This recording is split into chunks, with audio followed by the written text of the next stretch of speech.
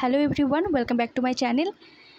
আমি পিকিদের সরকারের যে এক্সারসাইজগুলো আছে সেগুলো একটা একটা করে কমপ্লিট করব। তো আজকে যেটা করব সেটা হচ্ছে এক্সারসাইজ 1A যেটা আছে সেটা কমপ্লিট করব এবং এই ভিডিওতে 10টা কমপ্লিট করব এবং পরের ভিডিওতে বাকি 10টা কমপ্লিট করব। টোটাল 20টা আছে এক্সারসাইজ। তো প্রথমে আমি সেন্টেন্সটাকে কমপ্লিট করব। সেন্টেন্সেস হচ্ছে এটা 5 প্রকার এবং যেমন হচ্ছে অ্যাসার্টিভ মানে হচ্ছে সাধারণ বর্ণাত্মক, দ্বিতীয় হচ্ছে ইন্টারোগেটিভ মানে প্রশ্নবোধক, তৃতীয় হচ্ছে ইম্পারেটিভ মানে আদেশ বা উপদেশমূলক এবং চতুর্থ হচ্ছে চতুর্থ হচ্ছে অপটেটিভ মানে হচ্ছে ইচ্ছাবোধক, আর পঞ্চম হচ্ছে এক্সক্ল্যামেটরি বা আবেগসূচক। তাহলে এক্সারসাইজে আসা যাক। এক্সারসাইজের একদম প্রথমে যেটা বলছে সেটা হচ্ছে I know you.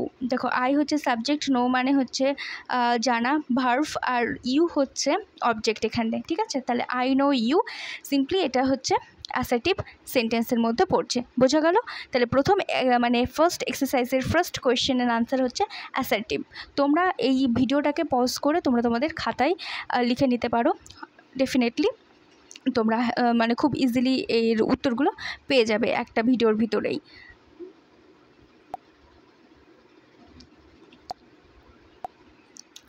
Okay, next will he গো।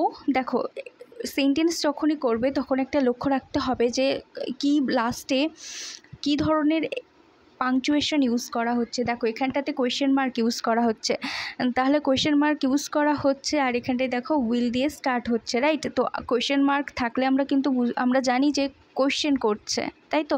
তাহলে অলরেডি এখানটায় দেখতে পাচ্ছি কি একটা কোয়েশ্চেন মার্ক আছে, তাহলে এটা interrogative sentence. Next come at ওয়ান্সের পরে দেখো এখানটায় কিন্তু পাংচুয়েশন যদি লক্ষ্য করো তাহলে এখানটায় আমরা দেখতে পাচ্ছি ফুল স্টপ আছে। তো দেখো এখানটায় কি বলছে, কাম অ্যাট ওয়ান্স হচ্ছে ইম্প্যারেটিভ, এখানে আসতে বলছে। হ্যাঁ, এখানে কিন্তু কি করছে, আদেশ করছে বা উপদেশ বা অনুরোধমূলক। তাহলে এটা হচ্ছে ইম্প্যারেটিভ। নেক্সট দেখো হাউ ফুলিশ, এই পাংচুয়েশন মার্কটা দেখো এক্সক্ল্যামেটরি, এক্সক্ল্যামেটরি আবেগসূচক। তাহলে যখন এই লাস্টে এক্সক্ল্যামেটরি থাকবে তাহলে নির্দ্বিধায় এটা এক্সক্ল্যামেটরি।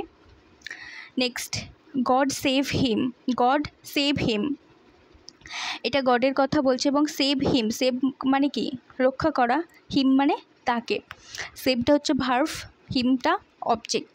দেখো গড সেভ হিম, তাহলে গডটা এখানে সাবজেক্ট, গড তাকে সেভ করে, তাহলে গড সেভ হিম, এটা হচ্ছে ইম্পারেটিভ সেন্টেন্স।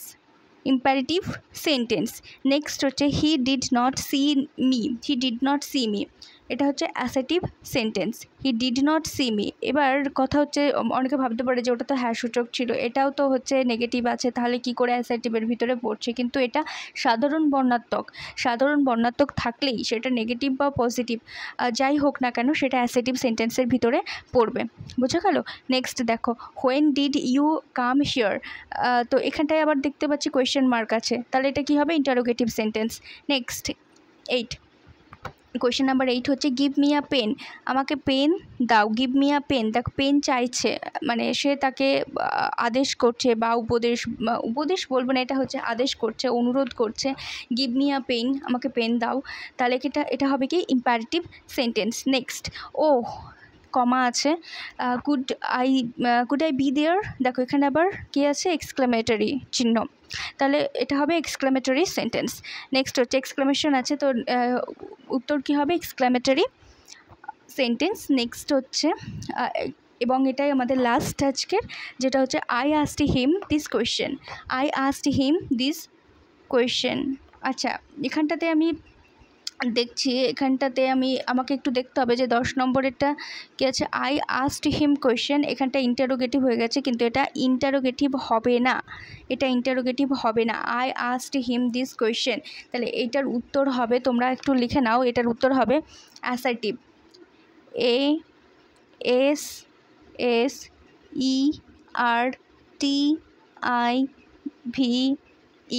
অ্যাসার্টিভ। আচ্ছা, তাহলে বোঝা গেল, তাহলে এটা ইন্টারোগেটিভ হবে না, I asked him this question, তাহলে এটা হবে অ্যাসার্টিভ।